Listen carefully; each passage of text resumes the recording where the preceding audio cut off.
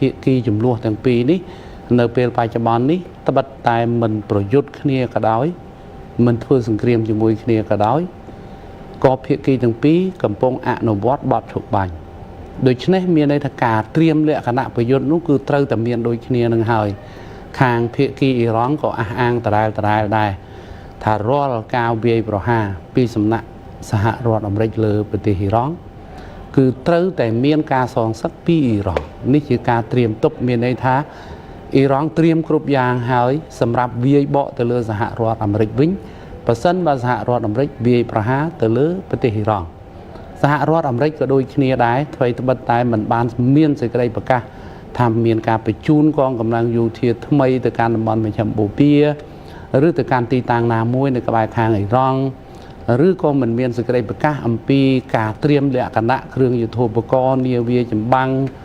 យន្តហោះចម្បាំងជាដើមនោះក៏គេកត់សម្គាល់ឃើញថាភាគីសហរដ្ឋអាមេរិកក៏នៅតែត្រៀមដដែលចឹងហើយបានជាគេហៅបទឈប់បាញ់រយៈពេល60ថ្ងៃរវាងសហរដ្ឋអាមេរិកនិងប្រទេសអ៊ីរ៉ង់ហ្នឹងថាជាបទឈប់បាញ់ផុយស្រួយមានន័យថាភាគីទាំងពីរហ្នឹងងាយស្រួលនឹងការប៉ះទង្គិចគ្នាពីព្រោះកាលពីថ្ងៃសៅរ៍ថ្ងៃអាទិត្យចុងសប្តាហ៍មុននេះ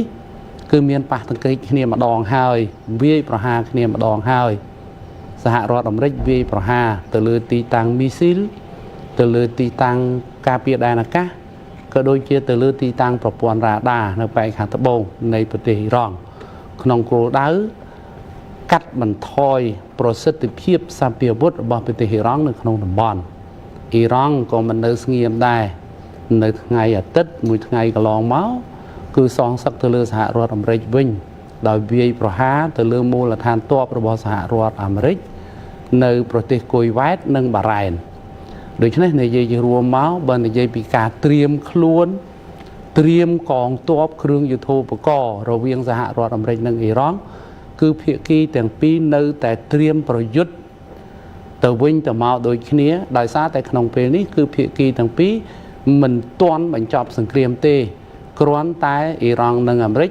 កំពុងអនុវត្តនៅបទឈប់បាញ់តែប៉ុណ្ណោះបាទក្រោយពីការចរចានៅកាតាលើកនេះដែលមិនទាន់ទទួលបានលទ្ធផលអ្វីនោះតើអ្វីទៅអាចជាជំហានបន្ទាប់នៅក្នុងបញ្ហារវាងអ៊ីរ៉ង់និងសហរដ្ឋអាមេរិកនេះលោករីណាបាទជំហានបន្ទាប់ពិតមែនថាគេមិនដឹងច្បាស់ក៏ដោយសារភាគីទាំងពីរបានឯកភាពថានឹងជួបគ្នាទេក្រោយពិធីបុណ្យសពពីថ្ងៃទី4ដល់ថ្ងៃទី9ខែកក្កដានេះអញ្ចឹងពេលវេលាដែលភាគីទាំងពីរត្រូវជជែកគ្នាអាចថាជាពិភាក្សាទៅលើ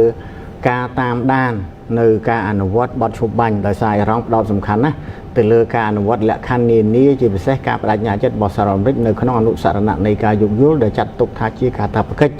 ដែលសហរដ្ឋអាមេរិកត្រូវបំពេញអ៊ីរ៉ង់គឺមិនពិបាកទេគឺអ៊ីរ៉ង់បានអនុវត្តទៅតាមលក្ខខណ្ឌឬក៏គោលការណ៍នៅក្នុងខ្លឹមសារដែលបានចែងនៅក្នុងអនុសារណៈនៃការយោគយល់នោះហើយប៉ុន្តែគេមើលឃើញថាភាគីទាំងពីរគឺពង្រឹងការតាមដាននៅការគេហៅថាការអនុវត្តមិនបានល្អណាមួយតាក់ទងទៅនឹងការបង្កើតច្រកវិស័យតាក់ទងដែលមានទាំងអន្តរការីចូលរួមដើម្បីផ្ដល់យោបល់និងផ្ដល់ព័ត៌មានទៅវិញទៅមកពីឧបទ្ទវហេតុដែលអាចកើតឡើងជាពិសេសគឺផ្ដោតសំខាន់ទៅលើច្រកសមុទ្រហូមូសទេដោយគាត់សម្គាល់ខាលពីថ្ងៃពុធហ្នឹងក៏មាននាវាបរទេសមួយគ្រឿងដែរដែលអ៊ីរ៉ង់បានរាយការណ៍ថាបានបើកទៅគ្រឿងនៅដុំច្រកសមុទ្រហូមូសនេះដោយសារតែបើកទៅកន្លែងទឹករយៈហ្នឹងគេចេញពីច្រកដែលអ៊ីរ៉ង់បានកំណត់អញ្ចឹងមាននាវាគ្រឿងនៅនឹងអញ្ចឹងវាជាឧបសគ្គមួយដែលថានាវាបើកខុសច្រកទៀតនឹងរងការវាយប្រហារពីប្រទេសអ៊ីរ៉ង់តែកាលណាអ៊ីរ៉ង់វាយប្រហារអាមេរិកនឹងវាយប្រហារទៅលើមូលដ្ឋានរ៉ាដាមីស៊ីលជាដើមនៅម្ដុំច្រកសមុទ្រហូមូសអ៊ីរ៉ង់ច្បាស់ណាស់នឹងវាយប្រហារទៅលើប្រទេសដែលជាទីតាំងឈរជើងឬបងកងទ័ពសហរដ្ឋអាមេរិកនេះគឺវាជាស្ថានភាពដែលអាចកើតមានអញ្ចឹងប៉ុន្តែក៏គេនៅតែនឹកឃើញដែរថាភាគីទាំងពីរពិតមែនតែបានឯកភាពនឹងជួបគ្នាក៏ដោយប៉ុន្តែអ្នកវិភាគក៏ដូចជាក្រុមអ្នកតាមដានស្ថានភាពបានមើលឃើញថាច្រកសមុទ្រហូមូសនេះវាមានបញ្ហាផុយស្រួយមួយទៀតបញ្ហាអ៊ីស្រាអែលនិងក្រុមហេស្បូឡាលីបង់អត់មានបានផ្អាកការប្រយុទ្ធគ្នាទេនៅតែបន្តការវាយប្រហារហើយអ៊ីស្រាអែលក៏បង្កើនការវាយប្រហារនិងការឆ្មក់ចាប់ជនជាតិប៉ាឡេស្ទីនជាដើមនៅក្នុង តំបន់ West Bank និងមានការវាយប្រហារនៅ Gaza អញ្ចឹងស្ថានភាពនៃការដែលមើលឃើញថាសហរដ្ឋអាមេរិកមិនបំពេញកាតព្វកិច្ចវានៅតែកើតមានអញ្ចឹងវាអាចជាបញ្ហាផុយស្រួយបើទោះជាភាគីទាំងពីរបានឯកភាពថាបង្កើតច្រកប្រស័យតាក់ទងដើម្បីដោះស្រាយចំនួនដែលកើតមានឡើងជាយថាហេតុជាពិសេសតាមរយៈការមិនបំពេញនៅកាតព្វកិច្ចដែលមានចែងក្នុងអនុសារណៈនៃការយោគយល់គ្នានេះគឺជាទិសដៅសំខាន់ដែលអាចថាស្ងប់ឬមិនស្ងប់វានៅទៅលើចំណុចពីរទេច្រកសមុទ្រហោមូសនាវាបើខុសច្រកអ៊ីរ៉ង់កំណត់គឺនឹងមានផ្ទុះអាវុធអ៊ីស្រាអែលបើបង្កើនការវាយប្រហារខ្លាំងទៅលើលីបង់ទៅលើប្រទេសលីបង់ភាគខាងត្បូងរុលចូលខ្លាំងទៅកាន់ប្រទេសលីបង់ភាគខាងត្បូងអញ្ចឹងអ៊ីរ៉ង់ក៏មិនអាចអត់ធ្មត់ដែរនេះជាស្ថានភាពផុយស្រួយប៉ុន្តែយ៉ាងណាក៏ដោយអន្តរការីប៉ាគីស្ថាននិងកាតាក៏បានលើកឡើងដែរថាការចរចា2ថ្ងៃមុននេះគឺមានវឌ្ឍនភាពមិនធំដុំក៏ដោយតែជាសញ្ញាគួរឲ្យលើកទឹកចិត្តជាសញ្ញា encouraging sign ដែលអាចលើកទឹកចិត្តថាភាគីទាំងពីរនៅប្រកាន់ខ្ជាប់ក្នុងការដោះស្រាយតាមរយៈការទូតបើតាមការចុះផ្សាយរបស់សារព័ត៌មាន Wall Street Journal បានស្រង់សម្ដីមន្ត្រីអាមេរិកមួយចំនួនថាលោក Donald Trump បានសម្រេចចិត្តប្រកាន់ខ្ជាប់នៅការចរចាតាមផ្លូវការទូតក្រោយពីលោកបានថ្លឹងថ្លែងពីការវិលចូលសង្គ្រាមជាមួយអ៊ីរ៉ង់វិញដែលថាវានឹងមានការខាតបង់ធំធេងហើយមួយយ៉ាងទៀតខាងប្រទេសអ៊ីរ៉ង់ក៏សារភាពផ្ទាល់ដែរថាការបិទច្រកសមុទ្រហោមូសដោយសហរដ្ឋអាមេរិកកន្លងមកហ្នឹងគឺក្នុងអំឡុងពេលនៃការបិទនេះគឺសូម្បីតែប្រេងមួយបារ៉ែលក៏លក់ចេញអត់បានផងប៉ុន្តែនៅពេលដែលអាមេរិកបើកវិញក្នុងរយៈពេលត្រឹមតែ10ថ្ងៃទេជាង10ថ្ងៃមិនទាន់2សប្តាហ៍ទេលក់ប្រេងបានជាង40លានបារ៉ែលអញ្ចឹងសហរដ្ឋអាមេរិកក៏មានស្លឹកដៀកន្លែងហ្នឹងដែរបើសិនជាអ៊ីរ៉ង់នៅតែជំនះអាចនឹងមានការបិទឡើងវិញហើយស្ថានភាពវានឹងតានតឹងតែគេក៏រំពឹងថាការប្រកាន់ចំហរបស់លោកត្រាំដែលថាជ្រើសយកការចរចាផ្នែកការទូតនេះគឺមិនចង់វិលទៅរកសង្គ្រាមវិញវាអាចស្ដារស្ថានភាពបានខ្លះតែនៅចំណុចផុយស្រួយពីរគឺហោមូសនិងអ៊ីស្រាអែលជាមួយនឹងក្រុមហេសបូឡានៅប្រទេសលីបង់នេះបាទឥឡូវយើងងាកទៅកាន់សេណារីយ៉ូមួយដែលថាបើសង្គ្រាមពិតជាជៀសមិនរួចនៅក្នុងការផ្ទុះឡើងជាថ្មីទៀតលោកសារីមនៅក្នុងចំហាក់បែបនេះបើសង្គ្រាមផ្ទុះទៀតនេះតាមមើលទៅអាចអាមេរិកហើយនិងអ៊ីស្រាអែលរួមគ្នាដដែលឬក៏អាចថាស្ថានភាពនឹងទៅរៀងខ្លួនបាទចំពោះសហរដ្ឋអាមេរិកនិងអ៊ីស្រាអែលហ្នឹងបើទុកជាបច្ចុប្បន្ននេះក៏នៅតែរួមគ្នាដែរប៉ុន្តែគ្រាន់តែការងារនេះគឺសហរដ្ឋអាមេរិកជាអ្នកធ្វើជាមួយនឹងខាងភាគីអ៊ីរ៉ង់តែសហរដ្ឋអាមេរិកនៅតែឈរខាងអ៊ីស្រាអែលដដែលហើយម្យ៉ាងទៀតប្រសិនបើការចរចារវាងសហរដ្ឋអាមេរិកនិងអ៊ីរ៉ង់មិនត្រូវរើគ្នាហើយភាគីទាំងពីរឈានដល់ការប្រយុទ្ធគ្នាសារជាថ្មីខាងអ៊ីស្រាអែលនេះរីនឹងហើយបាទព្រោះហេតុអីអ៊ីស្រាអែលនៅពេលបច្ចុប្បន្ននេះអត់ចង់បញ្ចប់សង្គ្រាមទេដោយចង់ឲ្យសហរដ្ឋអាមេរិកផ្ដួលរំលំរបបដឹកនាំរបស់ប្រទេសអ៊ីរ៉ង់ឲ្យបានជាគោលដៅរបស់អ៊ីស្រាអែលទោះបីជាមុនសង្គ្រាមក៏ដោយអ៊ីស្រាអែលបានរៀបចំផែនការល្អិតល្អន់ណាស់ដើម្បីបង្ហាញអាមេរិកឲ្យទាញអាមេរិកឲ្យចូលក្នុងសង្គ្រាមហ្នឹងដោយគោលដៅរបស់ប្រទេសអ៊ីស្រាអែលគឺវាយប្រហារផ្ដួលរំលំរបបដឹកនាំរបស់ប្រទេសអ៊ីរ៉ង់ហ្នឹងហើយគ្រាន់តែរឿងស្មានមិនដល់ដែរត្រង់ថាមេដឹកនាំពីថ្នាក់កម្ពុជារបស់ប្រទេសអ៊ីរ៉ង់រហូតដល់មេដឹកនាំថ្នាក់មធ្យមរបស់ប្រទេសអ៊ីរ៉ង់ស្លាប់អស់ជាង50នាក់ប៉ុន្តែរបបដឹកនាំអ៊ីរ៉ង់នៅតែឈររឹងមាំដដែលដូច្នេះនេះជារឿងស្មានមិនដល់ហើយធ្វើឲ្យសហរដ្ឋអាមេរិកនិងអ៊ីស្រាអែលខកចិត្តអញ្ចឹងមានន័យថាអ៊ីស្រាអែលបើនិយាយពីចំហអ៊ីស្រាអែលវិញគឺចង់បន្តសង្គ្រាមទៀតពីព្រោះគោលដៅនៃសង្គ្រាមរវាងសហរដ្ឋអាមេរិកនិងអ៊ីស្រាអែលនឹងអត់បានជោគជ័យទេស្មើនឹងសហរដ្ឋអាមេរិកនិងអ៊ីស្រាអែលចាញ់ដោយសារតែគោលដៅសង្គ្រាមមិនបានសម្រេចបើគោលដៅសង្គ្រាមមិនបានសម្រេចមានន័យថាមិនជោគជ័យទេហើយទោះបីយ៉ាងណាក៏ដោយនៅពេលបច្ចុប្បន្ននេះសហរដ្ឋអាមេរិកជ្រើសរើសយកការចរចាដោយបន្ធូរបន្ថយភាពតានតឹងបើសហរដ្ឋអាមេរិកចរចាជាមួយភាគីអ៊ីរ៉ង់ដូចនៅពេលបច្ចុប្បន្ននេះមានន័យថាសហរដ្ឋអាមេរិកមិនអាចផ្ដួលរំលំរបបដឹកនាំបានអ៊ីរ៉ង់បានទេអញ្ចឹងនៅពេលខាងមុខរហូតដល់ពេលពីបច្ចុប្បន្ននេះដល់ពេលខាងមុខគឺអាមេរិកនៅតែរួមគ្នាជាមួយអ៊ីស្រាអែលដដែលក្នុងសង្គ្រាមនៅក្នុងប្រទេសអ៊ីរ៉ង់នេះ ទោះបីជានៅពេលបច្ចុប្បន្ននេះទាំងអ៊ីរ៉ង់និងអាមេរិកកំពុងអនុវត្តបទជប់បាញ់យ៉ាងណាក៏ដោយក៏អ៊ីស្រាអែលនៅតែវាយប្រហារទៅលើក្រុមតំណាង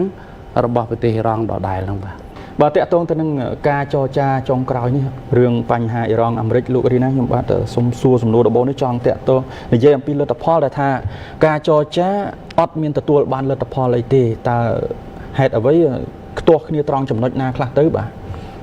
ការចរចានេះគេមើលឃើញដំណើរវារយៈតាំងពីដំបូងដែលក្នុងនោះគឺសហរដ្ឋអាមេរិកថាមានការចរចានៅថ្ងៃពុធថ្ងៃអង្គារគឺរវាងសហរដ្ឋអាមេរិកនិងអ៊ីរ៉ង់ប៉ុន្តែអ៊ីរ៉ង់ថាអត់ទេអត់មានការចរចាអីជាមួយក្រុមបច្ចេកទេសទេប៉ុន្តែអ៊ីរ៉ង់ក៏មានបញ្ជូនគណៈប្រតិភូទៅដែរគឺទៅចង់ follow up ចង់តាមដំណឹងបច្ចុប្បន្នភាពតកតងទៅនឹងការបញ្ចេញលុយបកកប្រមាណ6លាន6000លានក្នុងចំណោម12លានដែលត្រូវសហរដ្ឋអាមេរិកបង្កកនឹងប៉ុន្តែពេលវេលាមកដល់ការប្រជុំនៅពេលដែលគណៈប្រតិភូសហរដ្ឋអាមេរិកគេប្រេសិតអាមេរិកគឺលោក Steve Witkoff និងលោក Jared Kushner បានទៅដល់នាយករដ្ឋមន្ត្រីកាតាក៏បានប្រកាសដែរពីការចាប់ផ្ដើមវិភាសាប៉ុន្តែมันមានវត្តមានអ៊ីរ៉ង់ទេមានន័យថាការចរចានេះគឺជាការចរចាប្រយោលដោយអន្តរការីអ៊ីរ៉ង់កាតានិងប៉ាគីស្ថានដដែលអញ្ចឹងការចរចានេះមើលការលើកឡើងគឺផ្សេងគ្នាខ្លះស្តៀងគ្នាខ្លះខាងលោកត្រាំនេះការចរចាកំពុងតែប្រព្រឹត្តទៅលោកបានលើកឡើងថាការចរចាស្ដីពីការរំសាយនូក្លេអ៊ែរអ៊ីរ៉ង់នឹងថាប្រព្រឹត្តទៅរលូនហើយលោកហៅថាជាការជាជំនួបដ៏ល្អនៅប្រទេសកាតានឹងប៉ុន្តែអ៊ីរ៉ង់បានបដិសេធថាខ្លួនបានចរចាជាមួយសហរដ្ឋអាមេរិកទេហើយក្រោយពេលការបិទបញ្ចប់នេះគឺខាងអនុរដ្ឋមន្ត្រីអនុប្រធានាធិបតីសហរដ្ឋអាមេរិកលោក JD Vance បានលើកឡើងថាភាគីទាំងពីរបានវិភាសាគ្នាតែរឿងបញ្ហាច្រកសមុទ្រហូមូសទេដោយសារវាជាបញ្ហាចម្រូងចម្រាសរវាងភាគីនឹងខ្លាំងប៉ុន្តែប្រភពផ្សេងទៀតបានទម្លាយថាការជែកនោះគឺត្រូវបានធ្វើឡើងប៉ុន្តែគឺច្រកសមុទ្រហូមូសហ្នឹងក៏និយាយកម្មវិធីនុយក្លេអ៊ែរហ្នឹងក៏និយាយអារឿងលុយបកកហ្នឹងក៏និយាយមានន័យថាវាសិតតែស្ថិតនៅលើតុទាំងអស់ប៉ុន្តែគ្រាន់តែថាវាមិនបានសម្រេចលទ្ធផលក្រោយការប្រជុំ2លើកគឺបញ្ចប់ការពិធីពុទ្ធប្រទេសកាតាបានចេញសេចក្តីថ្លែងការណ៍ស្ដីពីគេហៅថាវឌ្ឍនភាពវិជ្ជមានដែលយ៉ាងហោចណាស់គេហៅថាជាសញ្ញាលើកទឹកចិត្តសម្រាប់ភាគីទាំងពីរនឹងជួបគ្នាបន្តទៀតប៉ុន្តែការពិភាក្សាជារួមគឺគេได้ប្រើពាក្យថាគឺការពិភាក្សាពង្រឹងបទឈប់បាញ់នៅក្នុងកិច្ចព្រមព្រៀងអនុសារណៈយោគយល់នេះដោយសារតែវាចេះតែរង្គោះរង្គើនិងមានការប៉ះទង្គិចគ្នាជាញឹកញាប់ហ្នឹងគឺខាងប្រទេសកាតាបានលើកឡើងអញ្ចឹងហើយភាគីទាំងពីរសុទ្ធសឹងតែបានឯកភាពថានឹងបន្តការពិភាក្សានេះទៅលើកក្រោយរហូតរងចាំដល់ប្រទេសអ៊ីរ៉ង់ធ្វើពិធីបុណ្យសពរួចរាល់សម្រាប់អតីតប្រធានមេដឹកនាំកម្ពុជាអ៊ីរ៉ង់លោកអាលីខាមីណេដែលបានស្លាប់កាលពីថ្ងៃដំបូងនៃសង្គ្រាមនៅក្នុងប្រទេសអ៊ីរ៉ង់ហើយការដែលពិធីបុណ្យនេះនឹងប្រព្រឹត្តទៅនៅថ្ងៃទី4ដល់ថ្ងៃទី9ខែកក្កដាខាងមុខនឹងអញ្ចឹងក្រោយពេលពិធីបុណ្យសពនេះចប់សពគ្រប់គឺពិធីភាគីទាំងពីរនឹងមានការណាត់ជួបគ្នាប៉ុន្តែភាគីអ៊ីរ៉ង់បាននិយាយបែបផ្សេងគឺអនុរដ្ឋមន្ត្រីការបរទេសអ៊ីរ៉ង់បានដឹកនាំគណៈប្រតិភូទៅកាន់កិច្ចប្រជុំនេះបានលើកឡើងថាការប្រជុំគឺមាន2លើកកិច្ចប្រជុំនឹងប៉ុន្តែគឺជាការប្រជុំដោយប្រយោលទេមិនជួបផ្ទាល់ទេរវាងភាគីទាំងពីរក្នុងហ្នឹងលើកទី1គឺផ្ដោតសំខាន់ទៅលើការរំលោភបំពានសហរដ្ឋអាមេរិកចំពោះអនុសារណៈនៃការយោគយល់ឬថាมันបំពេញការតបកិច្ចរបស់ខ្លួនដែលមានចែងនៅក្នុងអនុសារណៈនៃការយោគយល់នេះគឺខាងភាគីអ៊ីរ៉ង់ហើយបន្តមកទៀត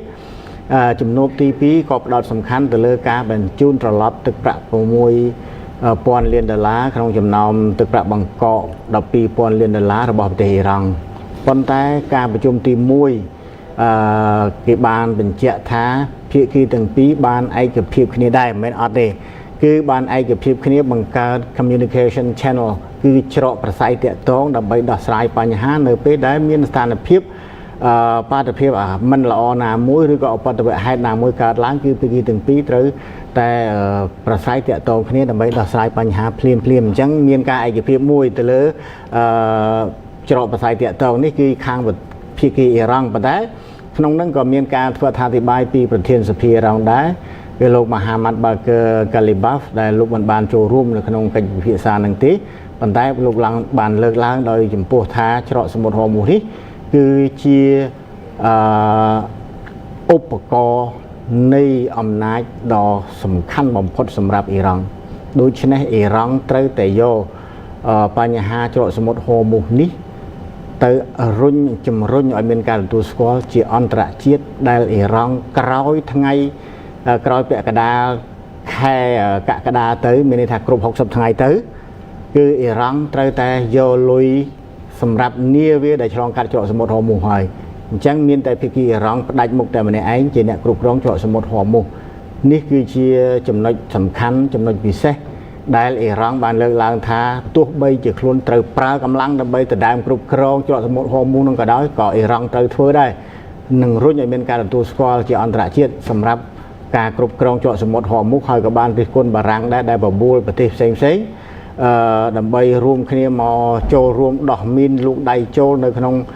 តំបន់ច្រកសមុទ្រហូមូសជាដើមនេះគឺអ៊ីរ៉ង់មិនទទួលស្គាល់ហើយក៏បានរិះគន់ពីចំណាត់ការរបស់បារាំងដែលបានលើកឡើង